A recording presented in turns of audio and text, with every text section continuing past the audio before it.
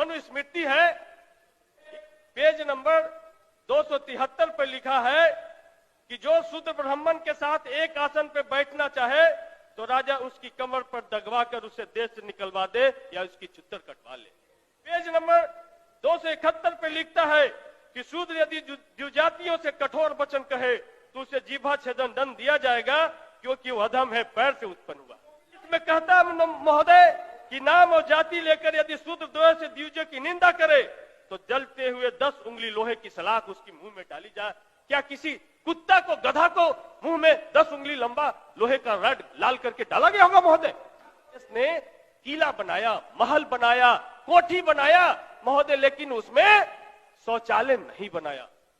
क्या बनाया?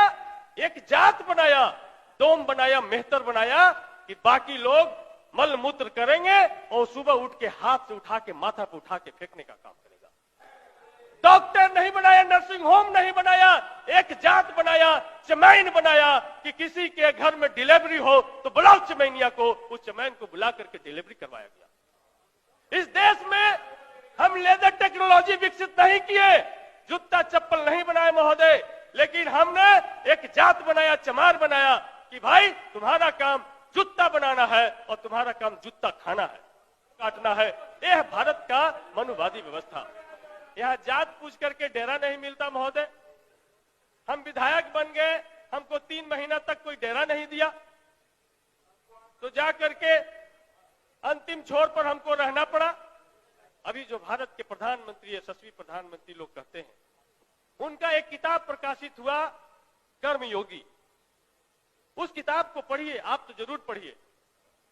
उस कर्मयोगी के बारे में नरेंद्र दामोदर दास मोदी जी ने लिखा कि भारत में मल मूत्र साफ करना, पैखाना साफ करना, गंदगी साफ करना, ये दलितों का परम कर्तव्य है। इसको साफ करके उनको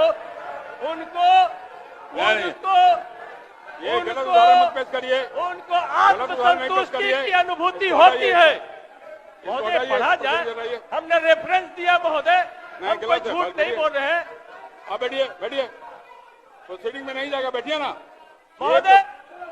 ये है आरएसएस और बीजेपी की मानसिकता महोदय। राम मंदिर बन गया है, बहुत अच्छी बात है, विवाद खत्म हुआ, किसी को कोई तकलीफ नहीं है।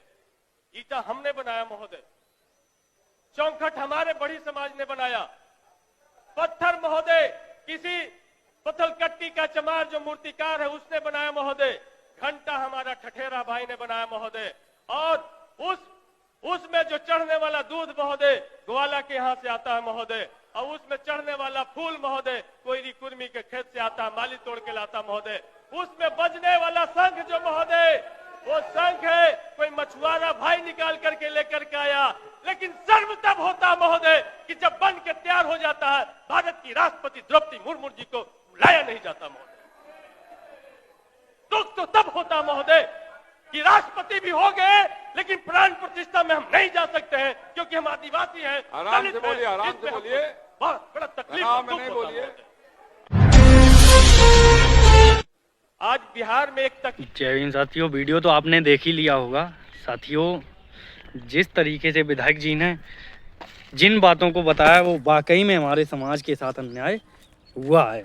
हमारे बुजुर्गों के साथ, हमारे पुरखों के मान सम्मान के साथ समझौता नहीं करेंगे। अब हम उनके साथ जो हुआ वो हम अब अपने आने वाली पीढ़ी के साथ नहीं होने देंगे, ये हम बर्दाश्त नहीं करेंगे। साथियों, विधायक जी ने जैसा कि बताया कि पुराने समय में अगर कोई किसी सवर से बहस भी करता है तो उसके मुंह में 10 उंगली जितना लंबा रॉड डाल दिया जाए, वो भी लाल करके।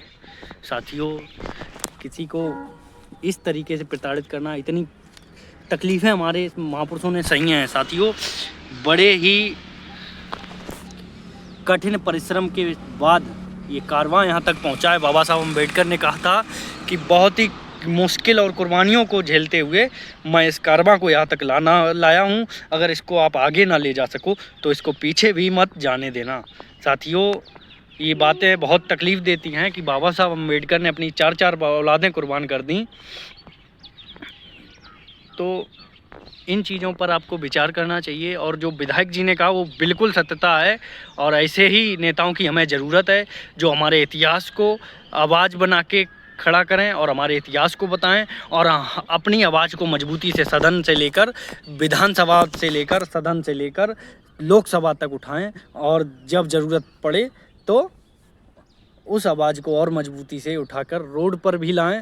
रोड पर भी ज़रूरत पड़ी तो रोड पर भी हम संघर्ष करेंगे, और अभी हम सदन से लेकर लोकसभा तक संघर्ष कर ही रहे हैं, हमारे लोग कर रहे हैं। ऐसे ही विधायकों की हमें ज़रूरत है, ना कि ऐसे विधायक सांसदों की जो सांसद विधायक तो बन जाते हैं हमारे वोट से, लेकिन हमारे लिए जब आवाज़ उठाने की बात आती है, दलित मुस्लिमों के लिए आवाज़ उठाने की बात आती है, तो वो घर में चुपचाप बैठ जाते हैं। और मैंने देखा है कई हमारे समाज के ही लोग विधायक बने हैं जो चुप्पी साधे डायरेक्ट मिल लेते हैं जाके नेताओं से, हाँ ऐसा काम कराना। अरे बोलो तो, जब तुमको बोलना नहीं आता है तो तुमको नेता किसने बना दिया? तुम्हें अधिकार नहीं है बोलने का, नहीं आता तो अधिकार नेता बनने का भी नहीं है। आपको अपनी आवाज़ बनना पड़ेगा, आपको अपनी आवाज़ को मजबूती से उठाना पड़ेगा। साथियों, आज मैं इतना ही कहूँगा क्योंकि विधायक जी ने बहुत कुछ बता दिया है। जय भीम, नमो बुद्धाय साथियों।